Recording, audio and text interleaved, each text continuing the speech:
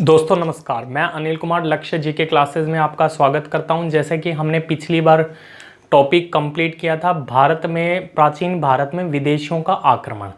आज हम एक नया टॉपिक स्टार्ट करने वाले हैं। तो मैं आशा करूंगा कि अब तक जो शिकायत रही होगी, जो न्यू स्टूडेंट्स थे कि हमें सर एंशिएंट हिस्ट्री डिसकंटिन्यू में थी, मतलब बीच में से हमने की थी तो हमें समझ नहीं आती, लेकिन अब ये शिकायत आपको नहीं मिलेगी क्योंकि ये बिल्कुल एक नया टॉपिक है और इस टॉपिक का पिछले टॉपिक से कोई लिंक नहीं है।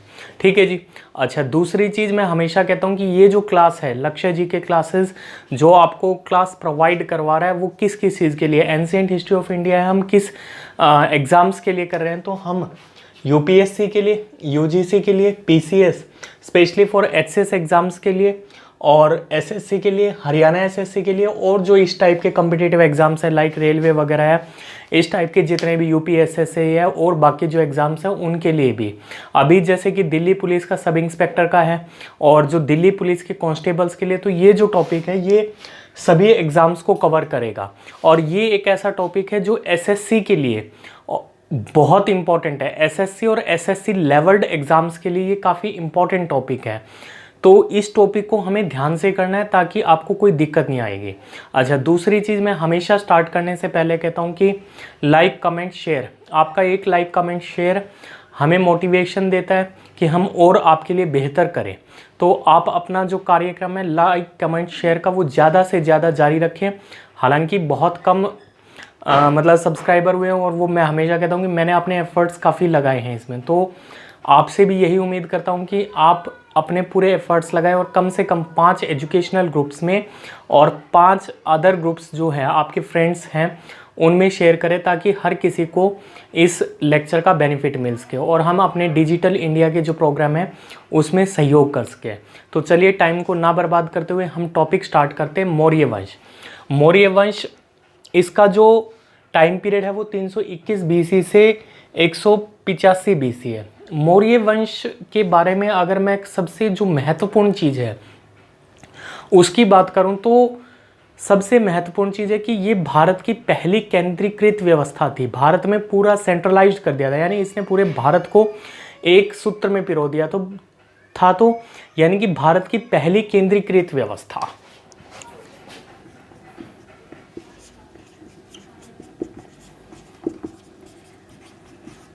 भारत की पहली केंद्रीकृत व्यवस्था एक चीज। दूसरी चीज, या फिर इसको इंग्लिश में कहा जा सकता है first centralisation system in India.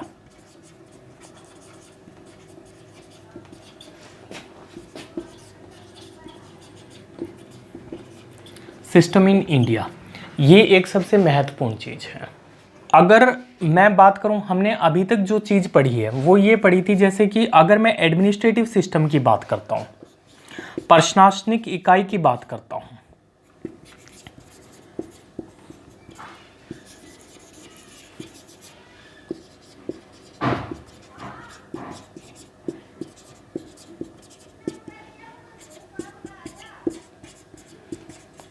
आपने देखा था पूर्व वैदिक काल, उसके बाद हमने पढ़ा उत्तर वैदिक काल, उत्तर वैदिक काल, उसके बाद हमने पढ़े महाजनपद जिसमें 16 महाजनपदों के बारे में पढ़ा था, और फिर हमने पढ़ा था मगध को। तो ये सारी चीजें हमने पढ़ी थी। अब पूर्व वैदिक काल में एक कंसेप्ट डेवलप हुआ था जन। अब जन से अभिप्राय हमारा क्या है, जन से अभिप्राय कबीले से था, लेकिन उत्तर वैदिक काल में ये जो इकाई थी जन प्लस जन से हमने जनपद का कंसेप्ट पढ़ा था। ठीक है, कि बहुत सारे जन मिलके जनपद बनाते थे। अब अगर इसी को अगर हम आगे बढ़ाएं तो कई जनपदों से मिलकर महाजनपदों का निर्माण हुआ था। महाजनपदों का निर्माण हुआ और इसी के तहत हमने 16 महाजनपद पढ़े थे। अब उसी मगध में हमने पढ़ा था कि मगध एक महाजनपद तो था ही, डेफिनेटली मगध एक जनपद महाजनपद था और एक महत्वपूर्ण महाजनपदों में था, इनमें 16 में। लेकिन ये इनसे भी ऊपर था। क्यों ऊपर था? क्योंकि इसका साइज और इसकी जो ताकत थी वो कहीं ज़्यादा इन महाजनपदों से थी। तो यहाँ पर मगध जनपद के, महाजनपद के उत्तरार्ध में अगर आप चलेंगे, लेटर में आप चलेंगे, तो एक नई चीज़ डेवलप होने लगती है और यही आगे मौर्य साम्राज्य की नींव रखती है। यानी कि मौर्य साम्राज्य में आपको इस कंसेप्ट के बारे में बहुत कुछ सुनने को मिलेगा और वो है राज्य, यानी कि जो स्टेट कंसेप्ट है, यानी कि राज्य की जो अवधारणा है वो मगध महाजनपद में ही डेवलप हुई थी। तो यानी कि राज्य का अर्थ क्या है?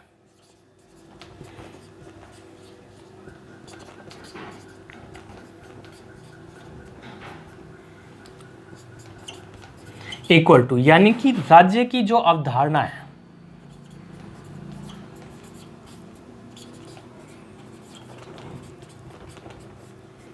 वो यहां पर डेवलप होती है। ठीक है जी। और राज्य का अर्थ यानी कि बहुत सारे महाजनपद, यानी कि जब महाजनपदों का विलय होता है तो राज्य का कंसेप्ट आता है। और यहीं से आप देखेंगे कि हम सेंट्रलाइजेशन सिस्टम की तरफ जाते हैं। ठीक है।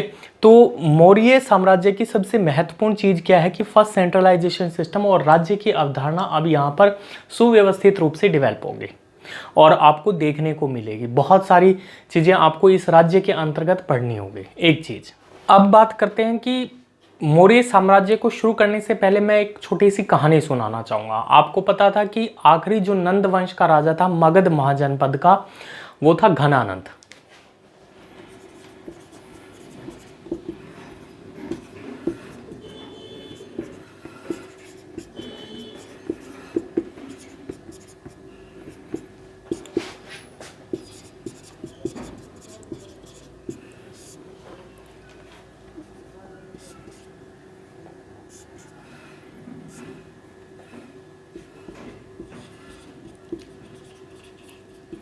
ये अंतिम राजा था मगध महाजनपद का जो नंद वंश से था, घनानंद। अब होता क्या है कि घनानंद को एक कपटी राजा बताया जाता है, धूर्त राजा बताया जाता है, क्रूर राजा बताया जाता है। और घनानंद के दरबार में एक ब्राह्मण आते हैं जिनको आप कौटिल्य के नाम से जानते हैं। कौटिल्य कहिए, चाणक्य कहिए या विष्णुगुप्त कहिए, वो इनके दरबार में जाते हैं।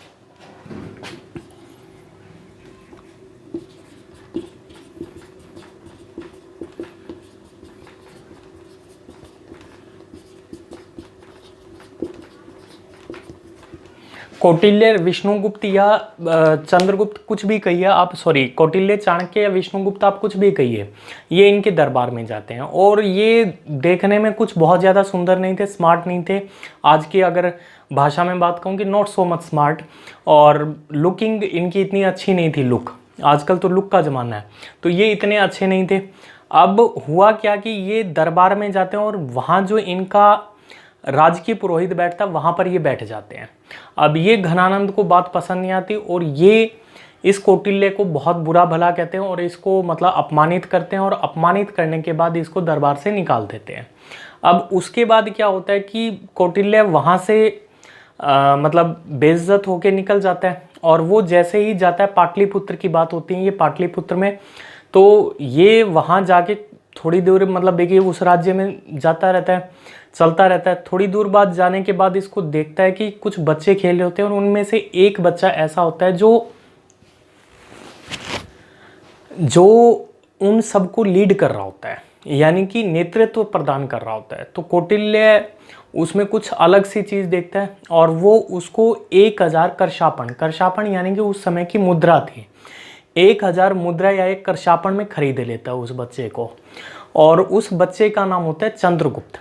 अब खरीद के ये उसको तक्षशिला ले जाता है। अब तक्षशिला ले जाने के बाद क्या होता है कि ये उसको ट्रेन करता है, शस्त्र विद्या सिखाता है और धर्म के बारे में ज्ञान देता है, और जो भी मतलब पूरी शिक्षा दीक्षा उसको ट्रेन करता है। और ये ट्रेंड ये करता है क्योंकि घनानंद ने इसका अपमान किया था, तो इसने उस दरबार में ये कहा था कि मैं अपनी चोटी खोलता हूँ और ये जो चोटी है ये नंद वंश का जब पतन हो जाएगा उसके जो आखिरी राजा यानी घनानंद की खून से ही मैं धो के फिर बांधूंगा इसको। ठीक है। अब यही उद्देश्य लेकर ये चंद्रगुप्त को ट्रेन कर रहा होता है और चंद्रगुप्त भी इसके बारे में जानता है। ठीक है, तो शिक्षा दीक्षा कंप्लीट हो जाती है इसकी पूरी, चंद्रगुप्त की, अस्त्र विद्या में, शस्त्र में, और ये पूरी तरीके से मतलब बहुत ज़्यादा टॉप मोस्ट पे मतलब काफ़ी अच्छा प्रदर्शन करता है, क्योंकि बुद्धि में तीव्र होता ही है, और कौटिल्य ने कुछ देखा होगा तभी उसको अपना शिष्य बनाया। उसके बाद क्या होता है कि अब आप इसको एक मैप से समझते हैं।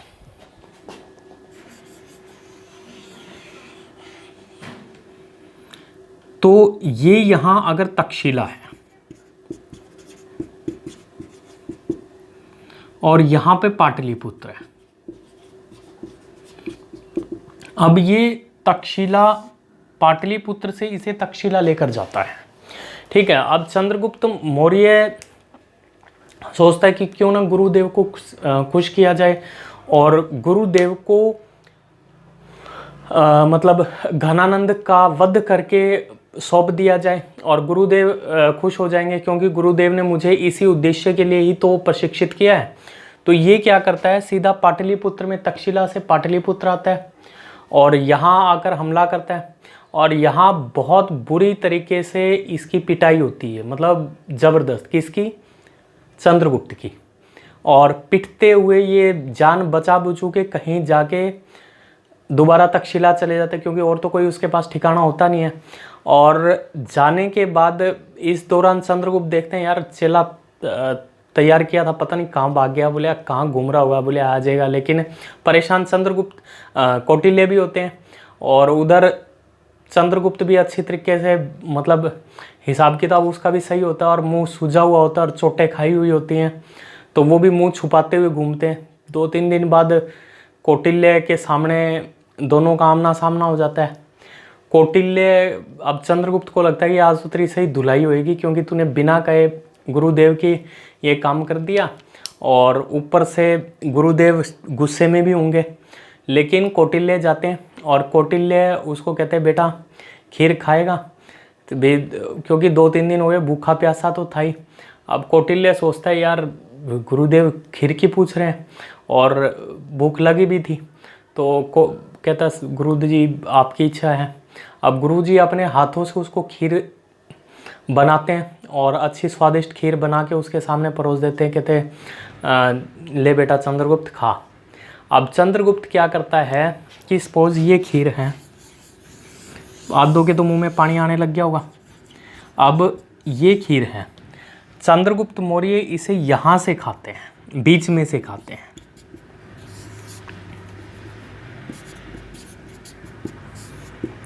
यहाँ से खाना स्टार्ट कर देते हैं चंद्रगुप्त मौर्य, और जैसे ही खाते हैं, ओह ये तो गर्म है, और ऊपर से पहले ही चोट लग रही, ऊपर से ये और कांड कर दिया। तो कौटिल्य कहते क्या तूने कहाँ से शुरू की खीर? बोले गुरुजी बीच में से शुरू करी और गर्म थी, आज जल गया। बोले आप एक काम करो, साइड में से खीर खाओ, और फिर उसके बाद खीर खाओ और फिर बात करते हैं। उसने साइड में से खाई, धीरे धीरे ठंडी थी, और इस तरीके से भूख तो लग रही थी, शेर सिंह कर गया पूरा जुगाड़, सपेट गया पूरी की पूरी खीर। और वो कहता है कि ना क्या आपने देखा कि बीच में से खीर खाई तो वो गर्म थी, लेकिन साइड में से खीर खाई तो वो बिल्कुल ठंडी थी। तो बोले यार तेरे में बुद्धि नहीं थी। बोले तू मेरे से पूछ के सीधा यहाँ पाटलिपुत्र बीच में चला गया और अटैक कर दिया तूने, तो यही तेरी गलती थी। बोले मैंने तुझे ट्रेन किया था कि तू यहाँ से जाएगा और इस तरीके से बीच में आके अटैक करेगा, ठीक है। तो बोले यार तू बेवकूफ़ है। लेकिन उसके बाद ये बात उसको समझ आ गई, और उसने फिर चंद्रगुप्त ने उसे मार के मौर्य साम्राज्य की स्थापना की, और यही कौटिल्य चाहते थे, और इस प्रकार से कौटिल्य का उद्देश्य पूरा हुआ। तो ये एक कहानी है।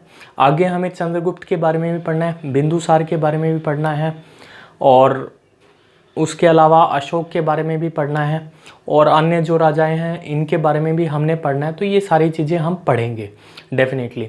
तो इस कहानी से आपको पता लगा कि एक पूरे तरीके से अभी तक जो चीज़ें मैंने बताई ये एक ट्रेलर था, ठीक है। फिल्म अब शुरू होती है, और हमें क्या पढ़ना है मौर्य साम्राज्य में, इसकी बात अब हम करते हैं। मौर्य साम्राज्य का जो टाइम पीरियड है वो मैं पहले ही बता चुका हूँ, 321 से लेकर 185 BC तक के बीच में है। अब मौर्य साम्राज्य को हम किस तरीके से देखेंगे, इस बारे में हम चर्चा कर लेते हैं।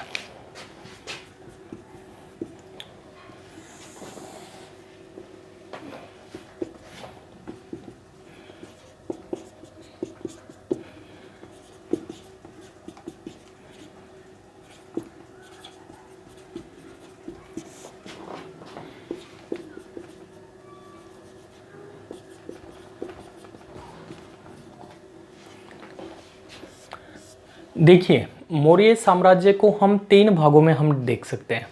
जो सबसे महत्वपूर्ण चीज़ है वो है स्रोत, दूसरी चीज़ है विभिन्न शासक, तीसरी चीज़ है जनजीवन। अगर मैं स्रोतों की बात करूं, जिस समय मैंने एंशिएंट हिस्ट्री में कहा था इतिहास को जानने के 2 स्रोत होते हैं, एक तो साहित्यिक स्रोत और एक पुरातात्विक स्रोत। अब फॉर एग्जांपल मैंने कहा था जिस समय पे प्रागैतिहासिक काल पढ़ाया था, मैंने कहा था उसके साहित्यिक स्रोत उपलब्ध नहीं है। हमने पुरातात्विक स्रोतों के आधार पे ही प्रागैतिहासिक काल के बारे में हमने देखा था। उसके बाद मैंने जब हड़प्पा सभ्यता पढ़ाई तो मैंने आपको बताया था कि इसमें साहित्यिक स्रोत और पुरातात्विक स्रोत दोनों उपलब्ध हैं, लेकिन जो साहित्यिक स्रोत है वो पढ़े नहीं जा सके। क्यों? क्योंकि इसकी जो भाषा है वो अभी तक समझ नहीं आई। ठीक है, वैदिक काल को हमने साहित्यिक स्रोत और पुरातात्विक स्रोत दोनों के आधार पे देखा था। अब मौर्य साम्राज्य की बात करूं तो मौर्य साम्राज्य में भी साहित्यिक और पुरातात्विक दोनों स्रोत हैं, तो इसको हम 2 पार्ट्स में पढ़ेंगे।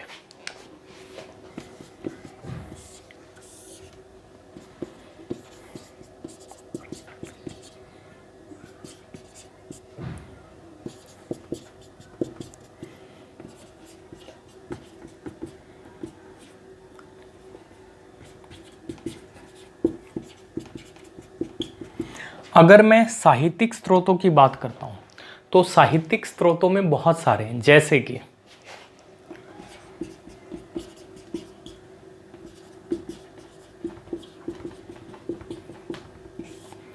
इसमें पहला है कौटिल्य का अर्थशास्त्र,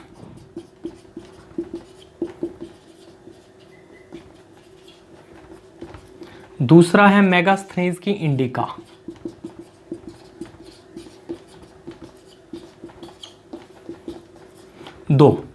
तीसरा है, ये दोनों बहुत महत्वपूर्ण चीज है, उसके अलावा विशाखा दत्त का मुद्रा राक्षस।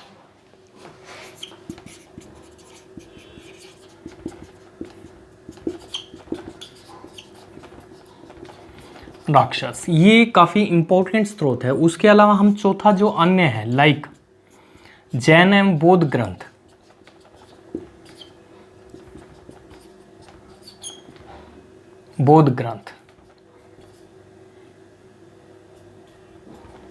उसके अलावा वृहत कथा मंजरी, ये एक काफी इंपॉर्टेंट स्रोत है, ये अमेंद्र द्वारा रचित है। उसके अलावा कथा सरित सागर, ये सोमदेव द्वारा रचित है। तो ये जितने भी हैं, कथा सरित सागर, वृहत कथा मंजरी, अमेंद्र का, जैन एवं बौद्ध ग्रंथ, विशाखा दत्त का मुद्रा राक्षस, मेगास्थनीज की इंडिका, कौटिल्य का अर्थशास्त्र, ये जितने भी स्रोत हैं इनसे हमें मौर्य साम्राज्य के बारे में जानकारी मिलती है। विभिन्न उनके जो राजनीतिक जनजीवन था उसके बारे में पता लगता है, सांस्कृतिक जनजीवन था वो कैसा था, ये सारी चीज़ें हमें देखनी है। ठीक है जी। दूसरा, अगर मैं पुरातात्विक स्रोतों की बात करूँ तो इसमें अशोक के शिलालेखों की बहुत ज़्यादा महत्वपूर्ण भूमिका है।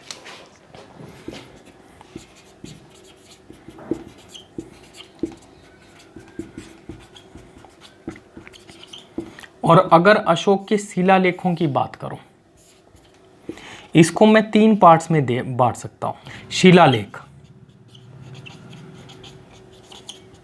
स्तंभ लेख और तीसरा है गुहा लेख।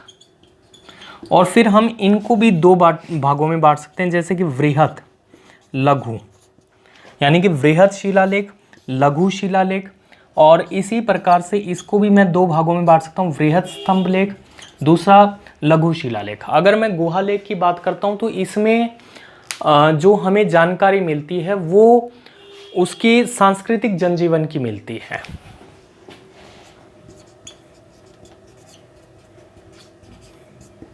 और स्तंभ लेख है तो इसमें प्रशासन एवं धर्म की जानकारी मिलती है। और यहाँ पे जो जानकारी मिलती है स्तंभ लेख में, हमें जो जानकारी मिलती है उसकी व्यक्तिगत, अशोक के व्यक्तिगत जीवन की जानकारी मिलती है। इन सब चीज़ों को हमें बहुत डिटेल में पढ़ना है। तो यानी कि साहित्यिक स्रोत हैं और हमारे पास पुरातात्विक स्रोत है। उसके अलावा अगर मैं पुरातात्विक स्रोत की बात करता हूँ, इसमें जो एक और अभिलेख है पुरातात्विक स्रोत है रुद्र दमन का जूनागढ़ अभिलेख।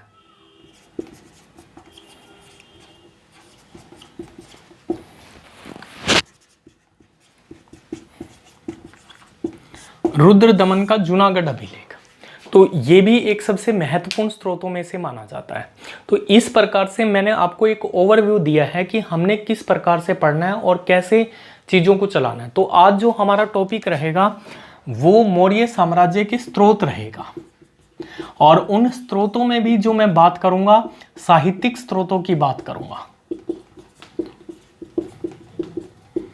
साहित्यिक स्रोतों को हमने पढ़ना है। उसके अलावा मैं इस रुद्र दमन का जूनागढ़ अभिलेख की भी बात करूंगा कि इसमें क्या चीजें हैं।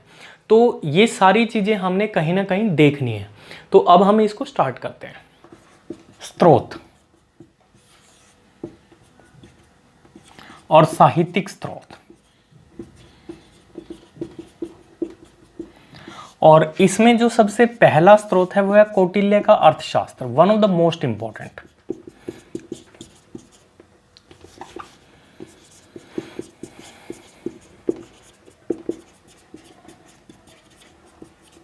कौटिल्य का अर्थशास्त्र, इसके बारे में हम बात करते हैं कि ये जो कौटिल्य का अर्थशास्त्र है इसमें क्या कुछ है, क्या सारी चीज़ें हैं और ये सारी चीज़ें हैं। तो बहुत इंपॉर्टेंट है। जो कौटिल्य के अर्थशास्त्र की बात है, इसको अगर हम कंपैरिजन आगे मेगास्थनीज की इंडिका से भी करेंगे, तो अगर आप इनको कंपैरेटिव करते हुए चलेंगे तो आपको बहुत कम दिक्कतें आएंगे। अब इस कौटिल्य के अर्थशास्त्र की सबसे महत्वपूर्ण चीज़ ये है कि इसकी मूल प्रति आज तक उपलब्ध नहीं है। यानी कि जो ओरिजिनल कॉपी है, ओरिजिनल बुक है कौटिल्य के अर्थशास्त्र की, वो आज भी हमें नहीं मिली। यानी कि फिर हमें पता कैसे लगा? बहुत सारे राइटर्स हैं जिन्होंने कौटिल्य के अर्थशास्त्र के अध्यायों को एज इट इज़ अपने रेफरेंस में यूज़ किया है। ठीक है, तो वहाँ से हमें पता लगा कि कौटिल्य का अर्थशास्त्र भी है, तो मूल प्रति उपलब्ध नहीं है।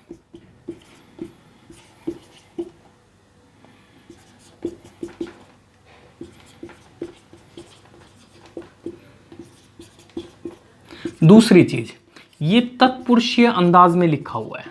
अब ये थोड़ा सा आपको टेढ़ा लग रहा होगा वर्ड, लेकिन मैं इसकी इंग्लिश बता देता हूं। थर्ड पर्सन स्टाइल,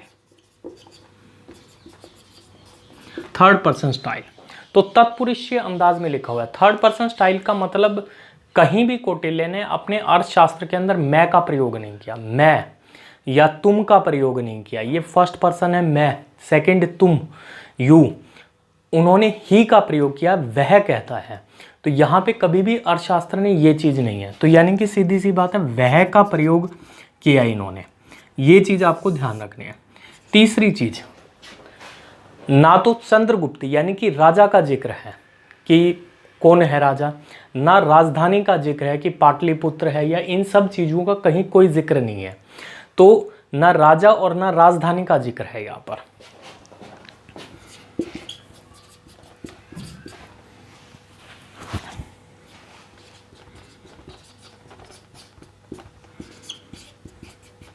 चर्चा की गई है एक चीज। चौथी जो चीज है वो ये है कि मूल प्रति उपलब्ध नहीं है, तत्पुरुषीय अंदाज में लिखा हुआ है, ना राजा की चर्चा की गई ना राजधानी की चर्चा की गई है। इसको टोटल इसके 15 अधिकरण हैं और 180 प्रकरण हैं। अधिकरण यानी कि आप भाग भी लगा सकते हो, लेसन्स भी लगा सकते हो, पाठ भी लगा सकते हो, तो ये है। और 180 प्रकरण हैं।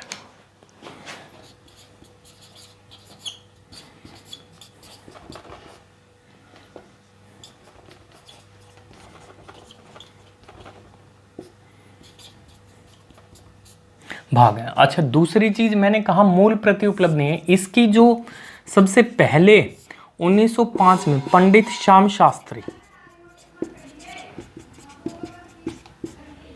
1905 में पंडित श्याम शास्त्री द्वारा प्रकाशित करवाया गया।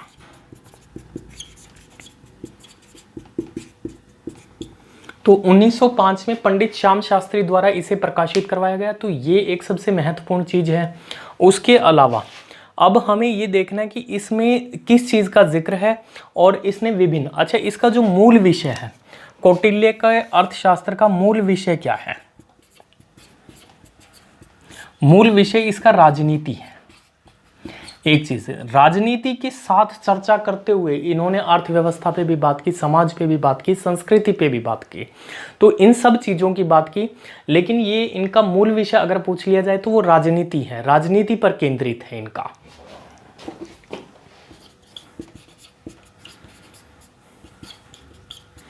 जैसा कि मैंने बताया कि राजनीति के बारे में इन्होंने बात की, उसके अलावा इन्होंने संस्कृति, तो हम देखना चाहेंगे कि ऐसी कौन कौन सी महत्वपूर्ण चीजें जिन पर इन्होंने कौटिल्य के अर्थशास्त्र में इन्होंने बातें की हैं।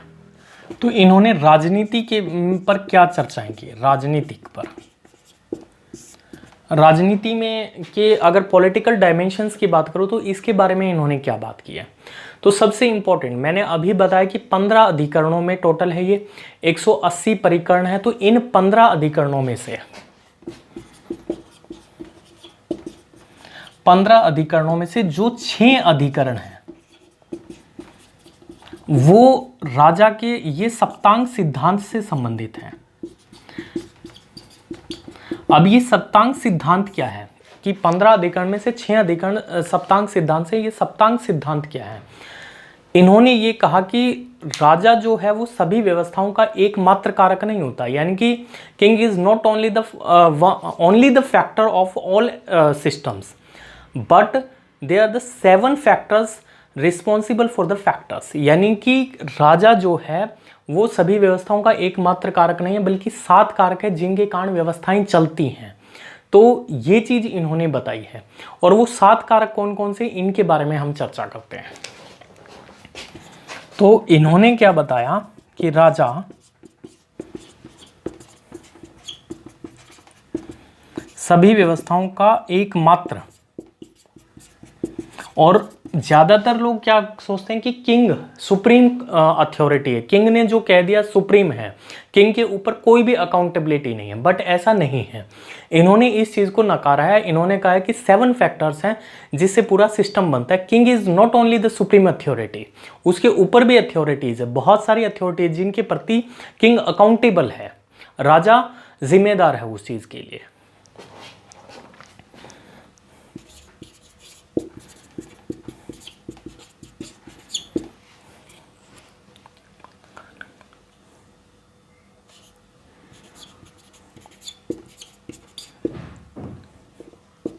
अब वो 7 कारक कौन कौन से हैं?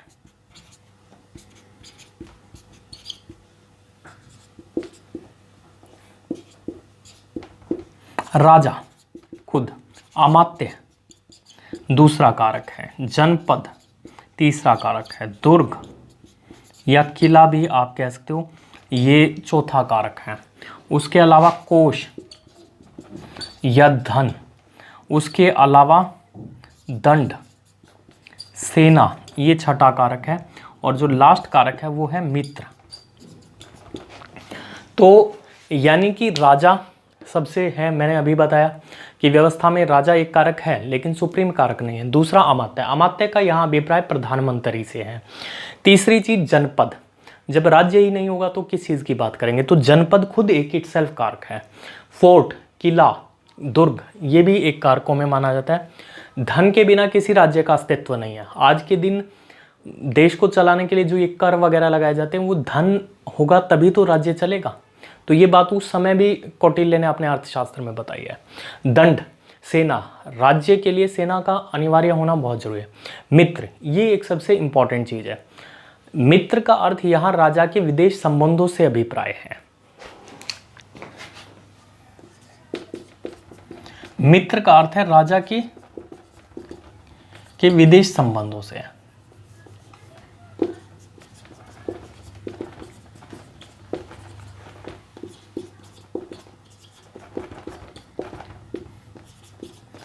राजा के विदेश संबंधों से है, और इसके लिए इन्होंने एक पूरा का पूरा मतलब सिद्धांत दिया है, और उस सिद्धांत को बोलते हैं, इसी का आधार क्या है, इसका आधार है मंडल सिद्धांत।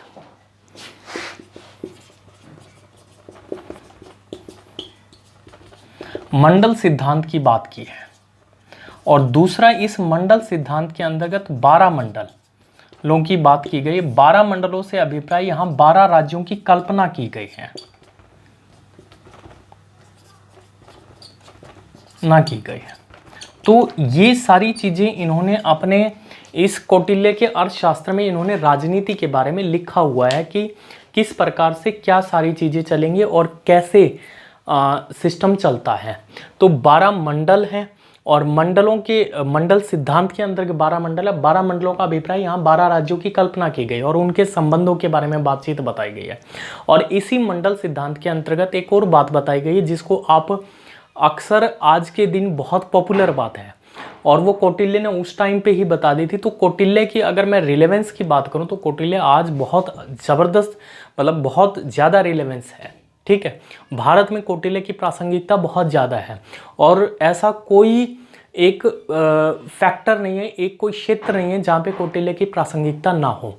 आप आगे देखेंगे इन सारी चीज़ों को। इनको आपको मैंने जैसा कि पहले बताया कि ये लेक्चर यूपीएससी, यूजीसी, यूपीएससी और पीसीएस एग्जाम्स के लिए, तो मेंस के पॉइंट ऑफ व्यू ये बहुत सारे कंसेप्ट डेवलप करते हैं। मैंने शुरू में बताया था कि अगर आपके फैक्ट्स की ग्रिप है तो आप मेंस आराम से बात कर सकते हैं, सिर्फ बातें बनानी होती है मेंस में बेसिकली, और कुछ नहीं होता। लेकिन आपका थॉट प्रोसेस तभी होगा जब आपको फैक्ट्स की ग्रिप होगी। तो यहाँ पे फैक्ट्स को आप कैसे यूज़ कर सकते हो कि मंडल सिद्धांत की मैंने बताया 12 मंडलों की 12 राज्यों की कल्पना विदेश संबंधों से क्या है। तो ये सारी चीज़ें आज कहीं नहीं, और ये इसी के तहत इन्होंने एक सबसे महत्वपूर्ण कोटेशन दी है जिसको आज हम मानते हैं शत्रु का शत्रु मित्र होता है। तो ये बात मंडल सिद्धांत के अंतर्गत कौटिल्य ने कही है।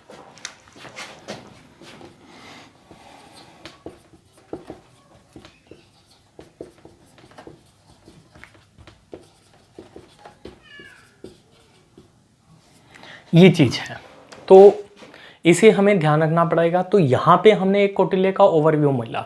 अब इसी राजनीति के अंतर्गत हम बात करते हैं कि इन्होंने 18 तीर्थ और 26 अधिकारियों की बात की है। तो 18 तीर्थ और दूसरा 26 अध्यक्षों की बात की है। 18 तीर्थ और 26 अध्यक्षों की बात की है। अब ये 18 तीर्थ कौन से हैं? ये मौर्य प्रशासन के उच्च अधिकारी थे, उनको 18 तीर्थ कहा गया है।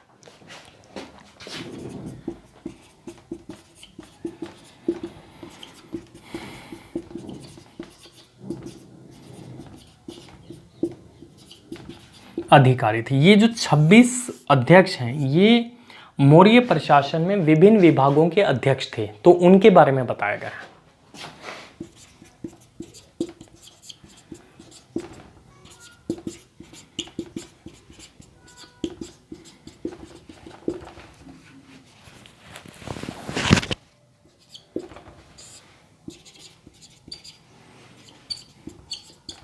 तो उनके बारे में बताया गया है। तो ये एक सबसे इम्पॉर्टेंट चीज़ है जिसके बारे में बताया गया। अब अगर मैं न्याय प्रशासन की बात करूं कि ये तो राजनीतिक प्रशासन की बात थी, उसके अलावा न्याय प्रशासन की बात करते हैं। तो इन्होंने 2 प्रकार के न्यायालयों की बात की है। 2 प्रकार के न्यायालय मौर्य काल में देखने को मिलते हैं। एक तो धर्मस्थलीय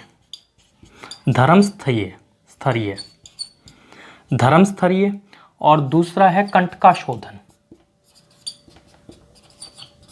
मैं बता रहा हूं कि ये जो टॉपिक है ये एसएससी के लिए one of the most important है। एसएससी लेवल्ड एग्जाम्स के लिए, बेशक वो हरियाणा एसएससी हो, एसएससी सीजीएल हो, या फिर एसएससी सीपीओ हो, दिल्ली पुलिस सब इंस्पेक्टर हो, दिल्ली पुलिस कांस्टेबल हो, सबके लिए ये टॉपिक बहुत इंपॉर्टेंट है। तो इसको बहुत ध्यान से हमें करना है। तो धर्मस्थलीय और कंटकाशोधन। धर्मस्थलीय किस टाइप के न्यायालय? ये दीवानी न्यायालयों को कहा जाता है।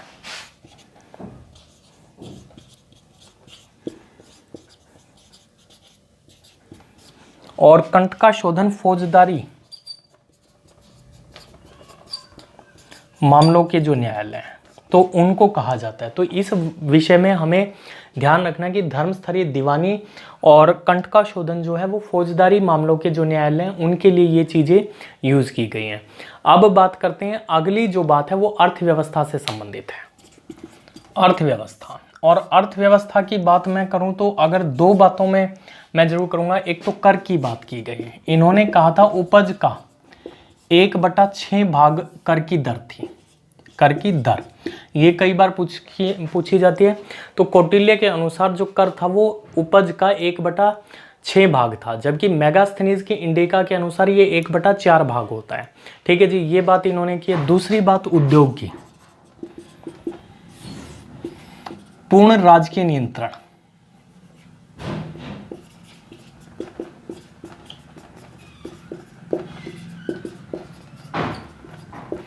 टोटली गवर्नमेंट का कंट्रोल था, यानी कि सरकारी उद्योग धंधे होते थे, कोई प्राइवेट सेक्टर पे स्टैब्लिश नहीं किया जा सकता। तो ये one of the most important, मैंने बताया ना कि हर जगह आप इसको यूज़ कर सकते हो, एज ए जीएस में भी यूज़ कर सकते हो, सब्जेक्ट में भी आप एज ए मेन की पॉइंट ऑफ व्यू यूज़ कर सकते हो। ये सारी चीज़ें हैं। उपज का 1/6 भाग था, पूर्ण राजकीय नियंत्रण था, ये सारी चीज़ें आप यूज़ कर सकते हो।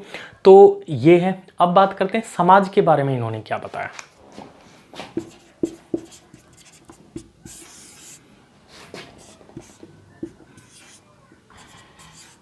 शूद्र, इसमें जो सबसे इंपॉर्टेंट चीज है वो है शूद्र। अब शूद्रों के बारे में इन्होंने कहा, शूद्रों को पहली बार इन्होंने आर्य कहा है। तो ये एक सबसे इंपॉर्टेंट कंसेप्ट है। आप देखिए, अब इस कंसेप्ट को इन्होंने क्यों किया। अब चंद्रगुप्त को कहा जाता है कि ये शूद्र थे, ठीक है, तो शूद्र थे तो डेफिनेटली शूद्रों से थोड़ी सी सिंपैथी तो रही होगी, तो इसलिए इन्होंने शूद्रों को आर्य कहा है। राजा के अगेंस्ट नहीं जा सकते, तो शूद्रों को आर्यों में सम्मिलित कर दिया या आर्य कहा गया। तो दैट मीन्स अभी तक तो हम 3 लोगों को आर्य मानते थे कि भाई ये लोग आर्य हैं, इनको तो हम इस सिस्टम से, जाति सिस्टम से बाहरी वर्ग रखते थे, यानी कि क्षेत्रीय हैं इनको आर्य कहा गया, ब्राह्मण है, ये सब आर्य थे, लेकिन शूद्रों को नहीं कहा। यहाँ ये कंसेप्ट चेंज हो रहा है कि यहाँ पे शूद्रों को आर्य कहा।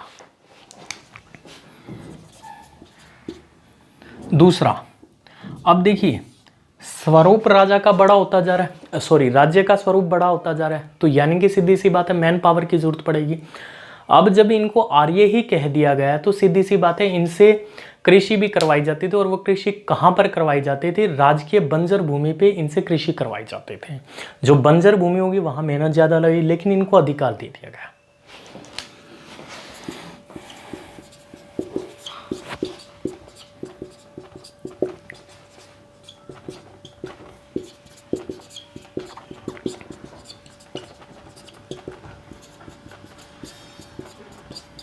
प्लस सेना में भी इनको शामिल किया गया था, क्योंकि अब अगर राज्य का स्वरूप बड़ा हो रहा है तो चुनौतियां भी बड़ी हैं, और चुनौतियां बड़ी हैं तो उनसे निपटने के लिए इन शूद्रों को वेटेज दी जा रही है, इंपॉर्टेंस दी जा रही है। तो ये एक सबसे महत्वपूर्ण चीज है। ये हो गया ये। अच्छा, जो कौटिल्य हैं उन्होंने 10 दास के बारे में जो बात की है वो 9 प्रकार के दासों की बात की गई है कि 9 प्रकार के दास होते थे। तो ये सारी चीजें हमें कौटिल्य से पता लगती है। अगर मैं दासों की बात करूं, त्रिपिटक के अनुसार 3 प्रकार के दास बताए गए हैं, ठीक है। नारद के अनुसार 15 प्रकार के दास बताए गए हैं, स्मृतियों के अनुसार 9 प्रकार के दास। ये सब चीजें हमने पढ़ ली हैं, लेकिन यहाँ पे मैंने सबको कंपैरेटिवली में बता दिया है कि कौटिल्य ने 9 प्रकार के दास, यानी कि त्रिपिटक के अनुसार कितने प्रकार के दास, 3 प्रकार के, और नारद के उसके अलावा त्रिपिटक। दूसरा, स्मृतियों में स्मृतियां 7 प्रकार के दास, उसके अलावा कौटिल्य 9 प्रकार के दास, और नारद 15 प्रकार के दासों की बात करता है। तो यहाँ अगर ये क्वेश्चन आ जाते हैं तो ये गलत नहीं होने चाहिए। तभी मैं कहता हूँ कि ताकत लगती है बात करने में, बनाने में ताकत लगती है। ऐसा नहीं है मतलब लिया और कॉपी पेस्ट कर दिया और देख के पढ़ा दिया। मेरी ये आदत नहीं है कि आपको खुद ग्रिप होनी चाहिए। जब मैं बच्चों को कह रहा हूँ कि ये चीज़ें याद होनी चाहिए तो मुझे भी पता होना चाहिए। मैं लेक्चर बिना तैयार करे कभी यूट्यूब पे नहीं डालूंगा, और एक आधा हो सकता है कि फैक्ट स्लिप हो गया हो, लेकिन चीज़ें ऊपर नीचे नहीं होंगी, ये मैं आपको अश्योर करता हूँ। दूसरा, क्वालिटी के मामले में आप बेफिक्र रहिएगा, आपको किसी प्रकार की बुक पढ़ने की ज़रूरत नहीं है। पढ़ें तो आपके लिए बहुत अच्छा है, लेकिन आपको ये सारी चीज़ें अगर बुक्स में पढ़ते हैं तो दोबारा से आपको एक रिपीटेशन लगेगी, क्योंकि मैंने हर चीज़ का एक क्रक्स यहाँ पे देने की कोशिश की है। तो ये समाज के बारे में बात की है, तो ये थी कौटिल्य के अर्थशास्त्र में जो मुख्य मुख्य चीज़ें थी, इनके बारे में कैसे क्या क्या चीज़ें थी। अब बात करते हैं नेक्स्ट मेगास्थनीज की इंडिका के ऊपर। मेगास्थनीज की इंडिका, अब मेगास्थनीज की इंडिका के बारे में भी अगर मैं कंपैरेटिवली बात करूं तो काफ़ी इंपॉर्टेंट चीज़ें हैं। जिस तरह कौटिल्य के अर्थशास्त्र की मूल प्रति उपलब्ध नहीं है, ऐसे ही मेगास्थनीज की इंडिका की मूल प्रति उपलब्ध नहीं है।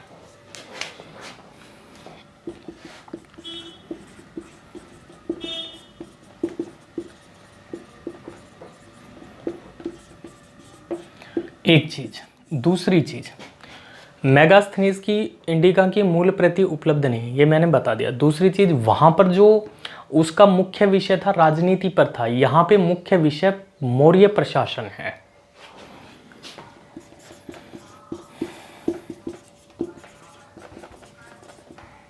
मौर्य प्रशासन, और मौर्य प्रशासन में भी विशेष था पाटलिपुत्र का नगर प्रशासन।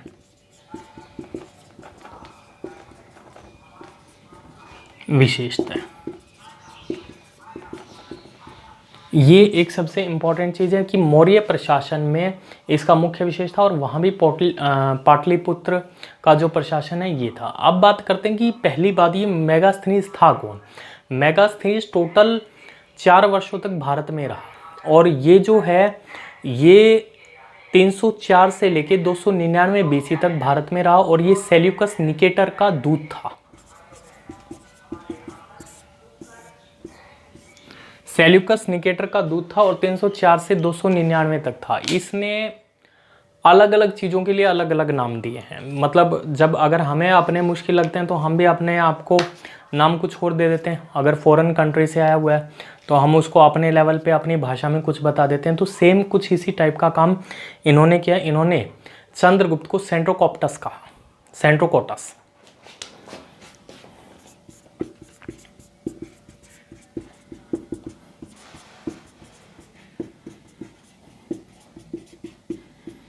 सेंट्रोकोटस कहा।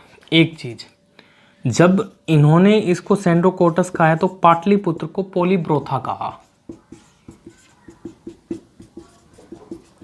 इन्होंने चंद्रगुप्त को सेंट्रोकोटस कहा है और पाटलिपुत्र को पोलीब्रोथा के नाम से जाना है। तो ये एक सबसे महत्वपूर्ण चीज़ है। दूसरा मैंने बताया मौर्य प्रशासन के बारे में इन्होंने बात की है। अच्छा, तीसरी चीज़ मैंने बताया कि मूल प्रति उपलब्ध नहीं है। तो यहाँ पे विभिन्न विद्वानों ने अपने अपने मत दिए हैं कि ये था क्या। एक्चुअली कईयों ने इनकी भी इस बुक का रेफरेंस यूज़ किया है, अपने चैप्टर्स में यूज़ किया है, और किन विद्वानों ने रेफरेंस यूज़ किया है उसकी बात बताता हूँ मैं। इसमें इसको याद रखने का तरीका है ADJ PPS। इन विद्वानों ने अपने जो राइटिंग है उसमें मेगास्थनीज की इंडिका को एज ए रेफरेंस यूज किया है। अब ए का मतलब है एरियन, डी का मतलब है डायडोरस, जे का मतलब है जस्टिन, प्लिनी, प्लूटार्क, स्ट्राबो, इन लोगों ने। और ये जो एरियन है, कुछ विद्वान तो ये कहते हैं ये मेगास्थनीज की इंडिका नहीं है बल्कि एरियन की इंडिका है। तो कुछ विद्वानों ने इंडिका को इनकी कृति माना है, यानी कि इनकी राइटिंग माना है।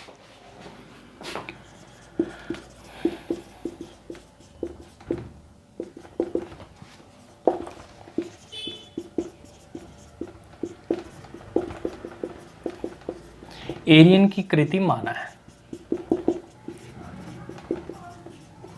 एक चीज, स्ट्राबो के अनुसार वो यूज तो करते हैं इसको, लेकिन खुद कहते हैं कि इंडिका की जो इंफॉर्मेशन है, आगे आप देखना भी कि कुछ चीज़ें ऐसी हैं जो उन्होंने बहुत बढ़िया नहीं बताई हुई।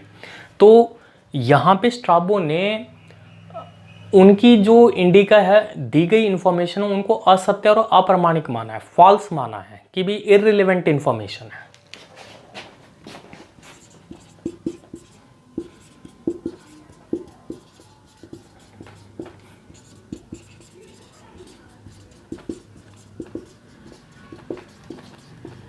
ये चीज़ आपको ध्यान रखनी है।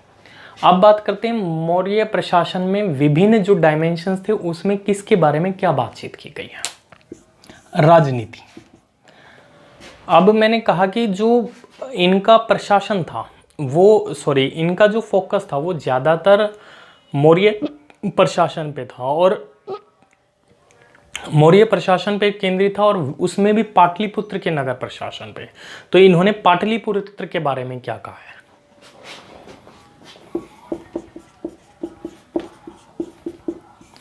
पाटलिपुत्र, इसके बारे में क्या कहा है। इन्होंने ये कहा है कि पाटलिपुत्र को पोलिब्रोथा कहा पहली बात तो।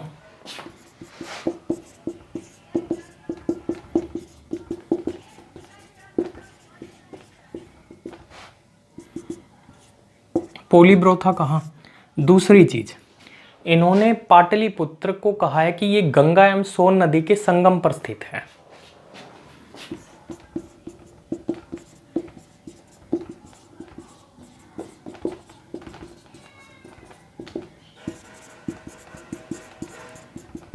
एक सी। तीसरी जो इन्होंने चीज कही है वो ये कहा है कि पूर्वी भारत का एक बहुत बड़ा नगर है।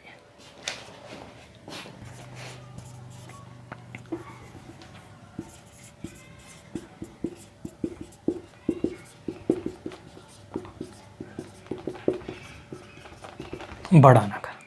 सी।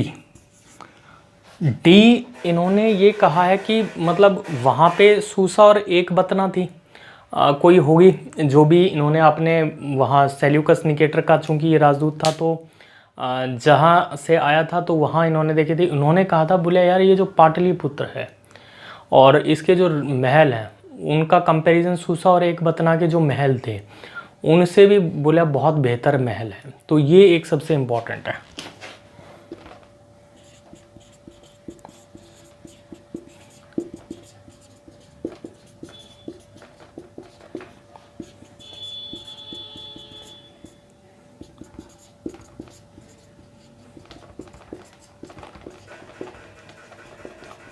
बेहतर। ई, इन्होंने ये कहा कि जो पाटलिपुत्र में राजमहल है वहां के जो भवन है उनमें 80 पिलर लगे हुए हैं, 80 स्तंभों वाले भवन हैं।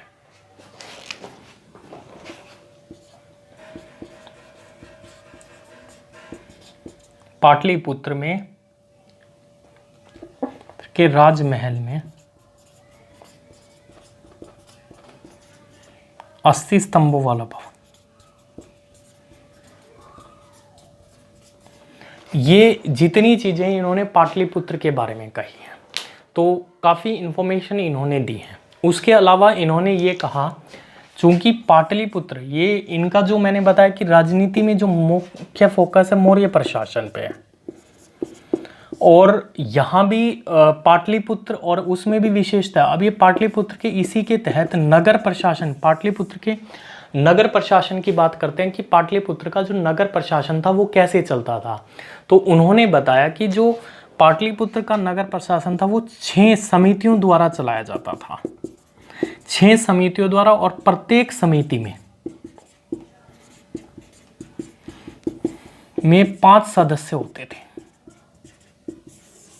5 सदस्य होते थे। तो ये बात ध्यान रखनी है कि पाटलिपुत्र का जो नगर प्रशासन है वो 6 समितियों द्वारा चलाया जाता था और एक समिति में 5 सदस्य होते थे, यानी कि कुल सदस्य कितने हुए, 30 सदस्य हुए।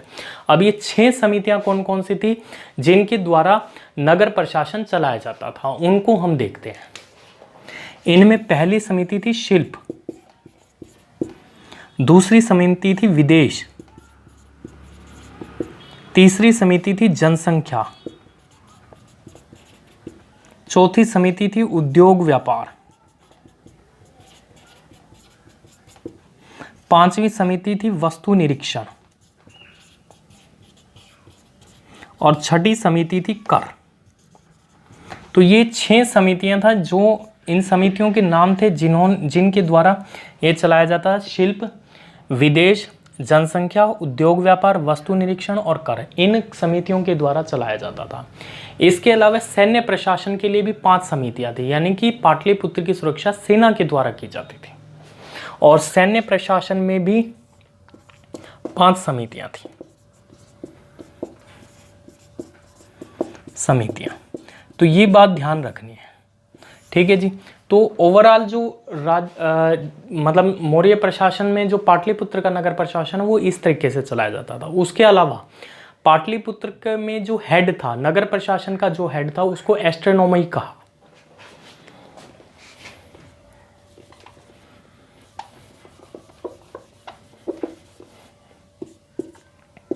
नगर प्रशासन का जो प्रमुख था पाटलिपुत्र का, उसको इन्होंने कहा एस्ट्रोनॉमी।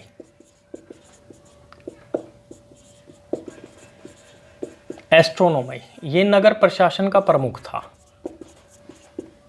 सब कुछ इसी के अंडर होता था। और एक और अधिकारी है जिसके बारे में इन्होंने कहा, एक और अधिकारी था एग्रोनॉमी।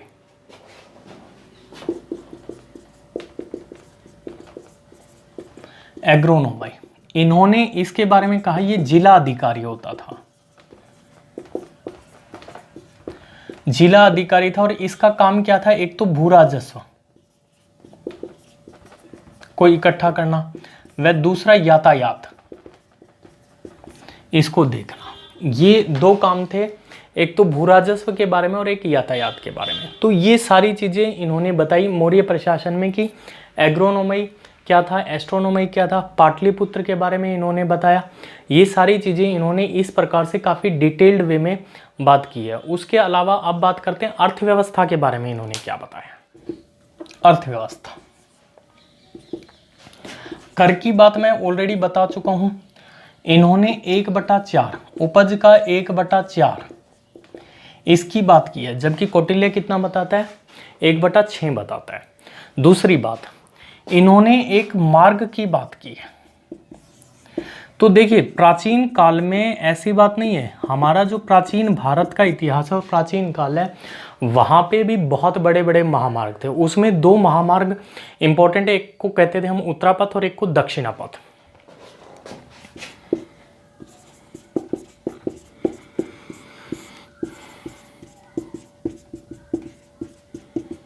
एक उत्तरापथ के नाम से जाना जाता है और एक दक्षिणापथ के नाम से जाना जाता है। प्राचीन काल की बात मैं करूं तो ये थी। अब बात की जाए कि अगर उत्तरापथ के बारे में ये क्या कहते हैं, उत्तरापथ के बारे में ये कहते हैं कि जो उत्तरापथ है वो कहां से कहां तक स्टार्ट होता है, वो स्टार्ट होता है बंगाल में, सोनार गांव से लेकर विंध्य के रास्ते, विंध्य जो पर्वत है उसके रास्ते होते तक्षशिला तक जाता था। ये यहां उत्तरापथ की चर्चा की गई है कि उत्तरापथ बंगाल के सोनार गांव से लेकर तक्षशिला तक था, ठीक है। हालांकि और ये किस लिए यूज किया जाता था, ये इस संदर्भ में यूज किया जाता था कि व्यापार के संदर्भ में पाटलिपुत्र से तक्षशिला तक जो व्यापार होता था वो इसी के थ्रू होता था। और ये एक बहुत बड़ा मार्ग था। अगर इस मार्ग की बात करूं तो आगे मध्य काल में शेरशाह सूरी ने भी इसे बनवाया, ठीक है जी।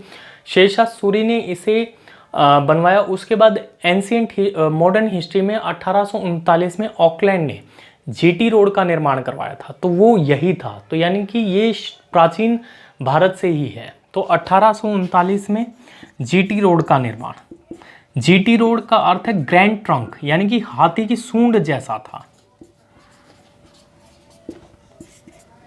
और ऑकलैंड द्वारा इसका निर्माण करवाया गया था। और मध्यकाल में अगर मैं बात करूं, मध्य इतिहास में, तो शेरशाह सूरी द्वारा भी शेरशाह सूरी मार्ग का निर्माण करवाया था। तो यहां इन चीजों की, और अगर आप मौर्योत्तर काल में देखेंगे तो ये जो मार्ग है ये बंगाल के बजाय मथुरा से तक्षशिला तक जाएगा, यानी कि कम हो जाएगा, ठीक है। तो यहाँ पे ये व्यापार के लिए यूज किया जाता था, इसके बारे में इन्होंने बात की है। उसके अलावा कुछ ऐसी चीजें बात की हैं जिन पे मतलब विश्वास नहीं किया जाता, तो वो मेगास्थनीज की बड़ी फालसी चीजें लगती हैं। लेकिन बात की तो हम देखते हैं, इन्होंने 3 चीजें बताई है जो भारत में नहीं थी, इन्हें देखने को नहीं मिली। दास प्रथा, ये कहते हैं दास प्रथा नहीं थी, एक चीज। तो इस पे विश्वास करना थोड़ा सा मुश्किल है। दूसरा ये कहते हैं कि लेखन कला का ज्ञान नहीं था भारतीयों को।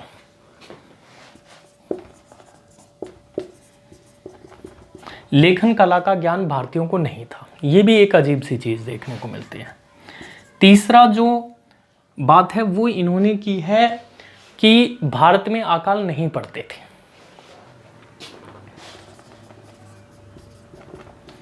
अकाल नहीं पड़ते थे, तो ये सारी चीजें मेगास्थनीज ने अपनी इंडिका में बातें की हैं। उसके अलावा मेगास्थनीज ने भारतीय समाज के बारे में बताया था। अब तक जितनी भी चीजें हमने पढ़ी उसमें हमने ये पढ़ा है कि मेगास्थनीज 4 वर्ण तो देखने को मिलते हैं, लेकिन मेगास्थनीज के अनुसार भारत में 7 प्रकार की जातियां थी। वो 7 जातियां कौन कौन सी थी?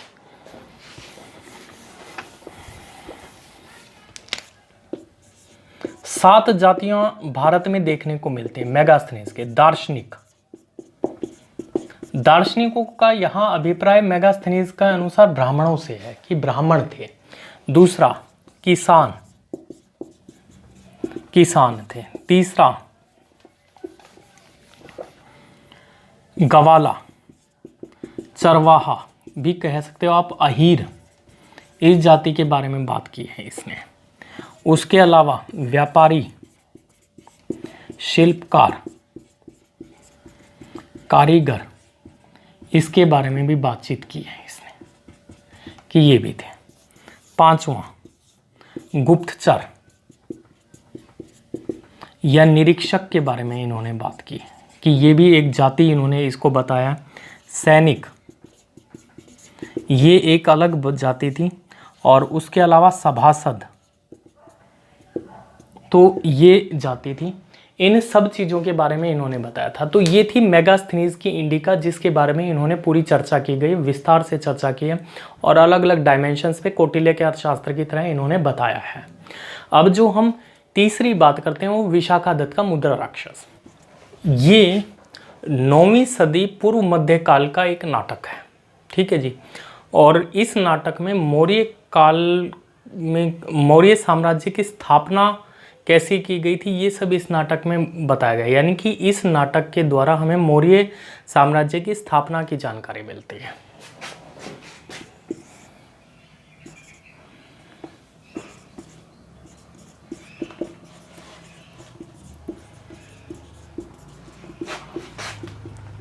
का नाटक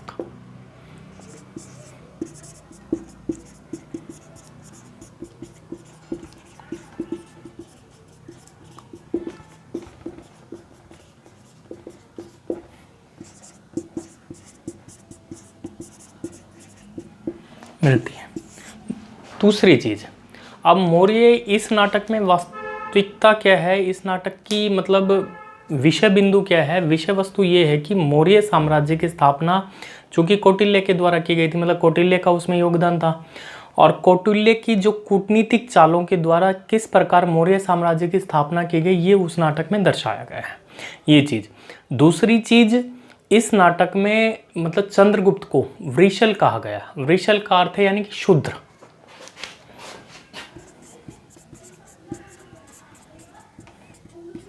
चंद्रगुप्त को वृषल कहा गया। वृषल का अर्थ है यानी कि चंद्रगुप्त शूद्र था, एक चीज।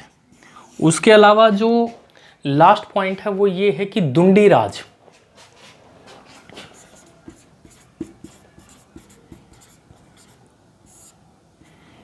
दुंडीराज ने इस पे भाष्य या टीका लिखा।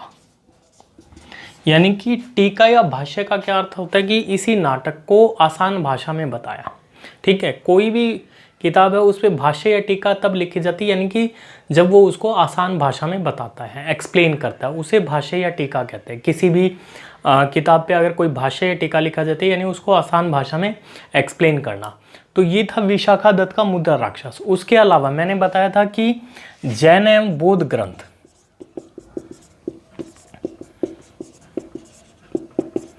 इनसे भी हमें जानकारी मिलती है। उसके अलावा वृहत कथा मंजरी, ये अमरेंद्र द्वारा है, अमेंद्र। उसके अलावा कथा सरित सागर, ये कथा सरित सागर है, ये सोमदेव की रचना है। तो इन सब से हमें मौर्य साम्राज्य के बारे में जानकारी मिलती है। ठीक है जी, ये थे साहित्यिक स्रोत जो हमने पढ़े कि किस प्रकार से साहित्यिक स्रोतों में हमें से मौर्य साम्राज्य की जानकारी मिलती है। अब मैंने बताया था कि पुरातात्विक स्रोत है, जो इसमें सबसे बड़ा टॉपिक है वो है अशोक के शिलालेख, उसको हम नेक्स्ट लेक्चर में करेंगे। अभी एक और छोटा सा टॉपिक है पुरातात्विक स्रोतों के द्वारा रुद्रदमन का जूनागढ़ अभिलेख। ये जो अभिलेख है रुद्रदमन का जूनागढ़ अभिलेख, ये 150 ईस्वी में है, यानी कि 150 AD में लिखा गया है। एक चीज किसने लिखा? कुषाण वंशीय शासक होते थे रुद्रदमन, उनकी जो प्रथम पत्नी, उनकी जो पत्नी थी नागनिका, उनके द्वारा लिखा गया ये अभिलेख है। ठीक है, लिखवाया गया है, ये चीज आपको ध्यान रखनी है।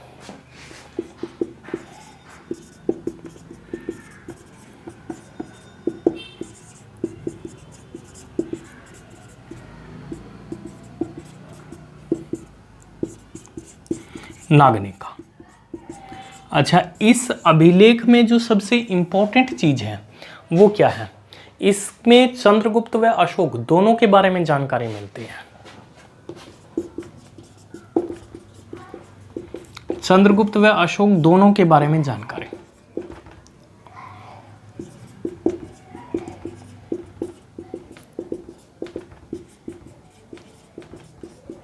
एक चीज तो ये, दूसरी चीज, अब इसमें जो सबसे इंपॉर्टेंट चीज है वो है चंद्रगुप्त ने एक झील का निर्माण करवाया था जिसका नाम है सुदर्शन झील, उसके बारे में जानकारी मिलती है। अब ये जो सुदर्शन झील है ये है कहाँ? ये सौराष्ट्र गुजरात में है।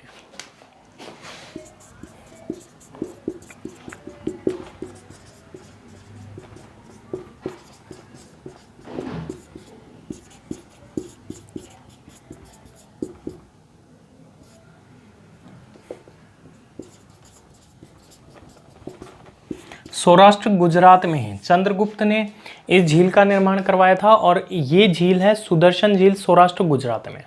अब इस झील से संबंधित काफ़ी चीज़ें हैं। चंद्रगुप्त ने तो इसका निर्माण करवाया था, जबकि अशोक ने इस झील का दोबारा पुनर्निर्माण किया।